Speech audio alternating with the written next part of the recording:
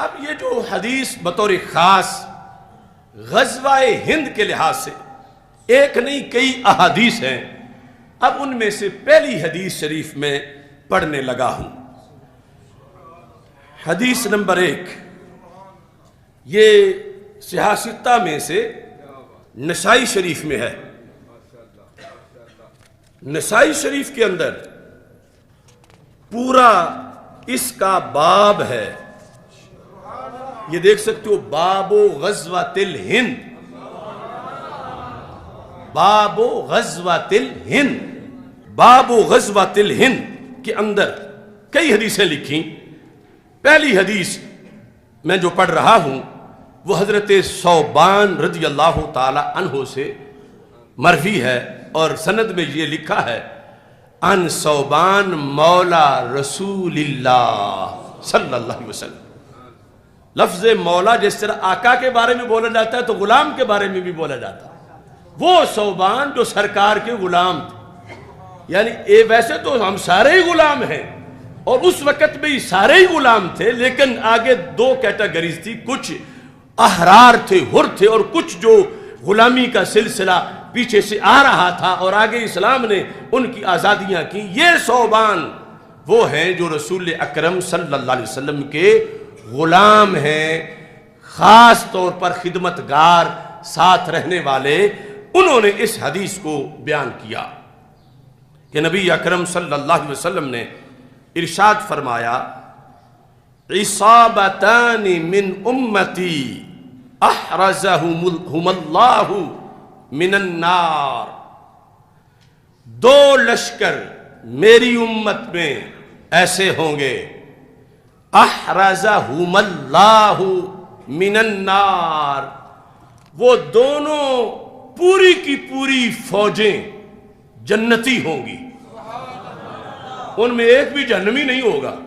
احرزہم اللہ من النار، آگ سے رب انہیں بچائے گا، دوزخ میں وہ نہیں جائیں گے۔ دو لشکر میری امت میں ایسے آئیں گے میرے بعد، احرزہم اللہ من النار، رب ان کو آگ سے محفوظ رکھے گا۔ اس لشکر میں نام ہونا ہی جنت کی ٹکٹ ہے۔ کون کون سے؟ فرما عصابۃ تغزو الہند، ایک تو وہ لشکر جو غزوہ ہند کرے گا، عصابۃ تغزو الہند وعصابۃ تکون مع عیسی ابن مریم علیہ السلام، دوسرا وہ لشکر جو حضرت عیسیٰ علیہ السلام کی قیادت میں جہاد کرے گا دجال کے خلاف۔ یہاں اس حدیث کے اندر جو میں نے آپ کے سامنے پہلی حدیث بیان کرنا شروع کی ہے، اس کا ترجمۃ الباب غزوۃ الہند ہے، باب غزوۃ الہند، اور اس کی فنی حیثیت کہ حدیث کا درجہ کیا ہے، کس درجے کی حدیث ہے، تو درجے کے لحاظ سے یہ حدیث صحیح ہے۔ میرے پاس بہت سی حدیثیں ہیں غزوہ ہند کی جن کے جدا جدا حوالہ جات ہیں، یعنی یہ خوشخبری،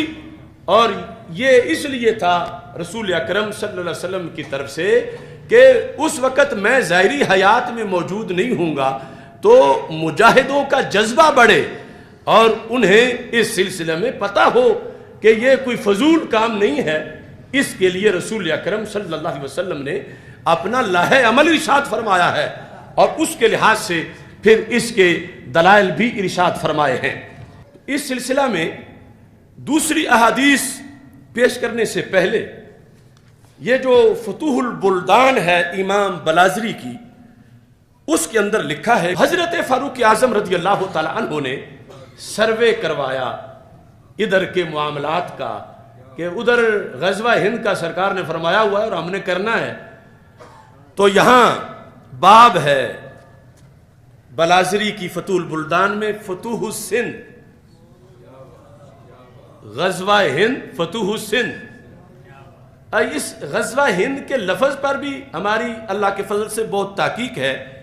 کہ لفظ، اس تحقیق میں لفظ سندھ پرانا ہے، ہند اس کے بعد استعمال ہوا کہ جب سنسکرت والے اور ادھر فارسی والے وہ سین کو اس لہجے میں پڑھ رہے تھے جس طرح ہا ہوتی ہے، تو سندھ کو پھر ہند پڑھا گیا. یعنی سندھ لفظ جو تھا اصل تھا، اس کے بعد اس کو ہند کے پروننسیشن کے ساتھ ادا کیا جانے لگا، اور پھر اس کے آگے جو مراحل ہیں وہ بھی سارے حوالہ جات ہمارے پاس موجود ہیں. بہرحال یہاں یہ صورتحال ہے کہ حضرت فاروق اعظم رضی اللہ تعالی عنہ نے لشکر بھیجا تھا بحرین اور عمان میں 15 ہجری کو. تو اس میں حضرت عمر رضی اللہ تعالی عنہ نے ادھر بھیجا تھا حضرت عثمان بن ابی العاص ثقفی کو اور ان کے بھائی حکم کو. جس وقت وہاں سے فتوحات کا سلسلہ مکمل ہوا، فلما راجع الجیش کاتب الی عمر، حضرت عمر رضی اللہ تعالیٰ عنہ کو لکھا کہ یہ علاقے تو ہم نے فتح کر لیے، اب آگے کیا حکم ہے؟ فکاتب الیہ عمر، تو حضرت عمر رضی اللہ تعالیٰ عنہ نے جوابی خط میں لکھا کہ تم مجھے جانے سے پہلے یہ جو طریقہ تھا کہ سروے کر کے بتاؤ ہند کی سرزمین کا اور اس کے رستوں کا، اور یہ جو بحری رستہ ہے اس کے لحاظ سے مجھے تم خبر دو. اور اس میں آگے دیبل تک کا ذکر موجود ہے، اور یہاں لکھا ہے کہ جو رپورٹ پہنچی وہ ایک دوسری غزوہ یعنی بحری جنگ کے لحاظ سے، یہ ذہبی نے سیر اعلام نبلاء میں لکھا ہے کہ بتایا گیا کہ یہ جو سمندر ہے اتنا بڑا سمندر ہے کہ اگر موجوں پہ آیا ہوا ہو تو پھر کشتیاں ڈوب جاتی ہیں، اور اگر ٹھہرا ہوا ہو تو اس کی اتنی ہیبت طاری ہوتی ہے بندہ پاگل ہو جاتا ہے. تو حضرت عمر رضی اللہ تعالیٰ عنہ نے کہا میرے نزدیک ایک فوجی کی جان ساری سلطنت سے زیادہ قیمتی ہے، تو ابھی میں نہیں بھیجوں گا، ہم اپنی بحری قوت مزید مضبوط کریں گے تو پھر بحری جنگ ہم کریں گے. اب اگلا مرحلہ جو حضرت عثمان غنی رضی اللہ تعالیٰ عنہ کا تھا، تو آپ نے جو حضرت عبداللہ بن عامر بن قریظ کو عراق کی طرف بھیجا، یہ رستہ جو عراق سے ایران اور آگے بلوچستان، اس کی لحاظ سے حضرت عثمان غنی رضی اللہ تعالی عنہ نے حکم دیا عبداللہ بن عامر بن قریظ کو ان یوجہ الی صغار الہند، کہ کسی بندے کو آپ ہندوستان کی سرحدوں کی طرف بھیجو. حضرت عثمان غنی رضی اللہ تعالی عنہ نے حکم دیا، اور جو پورا سروے کر کے آئے کہ وہاں کیا حالات ہیں، جنگ لڑیں گے تو کیسے لڑیں گے، جو اس نقطہ نظر سے معلومات ضروری تھیں، تو حضرت عبداللہ بن عامر رضی اللہ تعالی عنہ نے اس کام کے لیے حکیم بن جبلہ عبدی کو بھیجا. تو حکیم بن جبلہ عبدی یہ بر صغیر کا سروے کر کے واپس پہنچے حضرت عثمان غنی رضی اللہ تعالیٰ عنہ کے زمانے میں. اور جب واپس پہنچے تو انہوں نے جا کر حال بیان کیا، پانی کیسا ہے یہ بیان کیا، پھل کیسے ہیں، اور چور ڈاکو کس انداز کے ہیں. یعنی ساری چیزیں علاقے کی دیکھنی ہوتی ہیں کہ سارا لشکر بھیجنا ہے، لوٹی نہ جائیں. یہ سارا تبصرہ وہ تفصیلاً علیحدہ کسی موضوع میں بیان کریں گے. تو ساتھ یہ خلاصہ دیا انہوں نے، کہنے لگے ان قل الجیش فیہا ضاعوا وان کسروا جاعوا. امیر المومنین، زیادہ لشکر اگر بھیجیں گے تو بھوکا مر جائے گا، اور اگر تھوڑا بھیجیں گے تو ضائع ہو جائے گا. یعنی دشت تو دشت رہے دریا بھی نہ چھوڑے ہم نے، بحر ظلمات میں دوڑا دیے گھوڑے ہم نے. اس کے ساتھ یہ سروے بھی تھا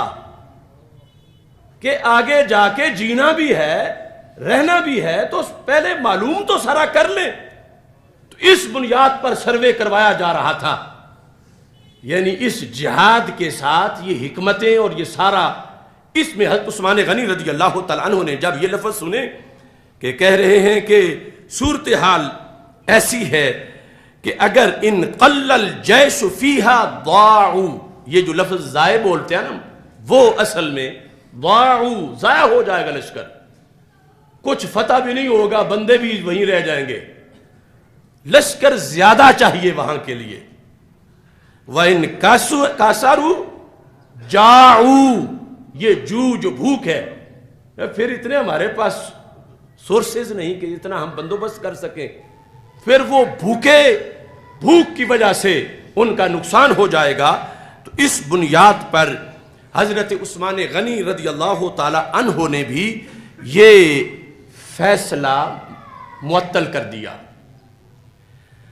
آگے بلازری کی روایت کے مطابق پہلا لشکر جو ہند کی طرف آیا وہ مولا علی کے حکم پہ آیا رضی اللہ تعالیٰ،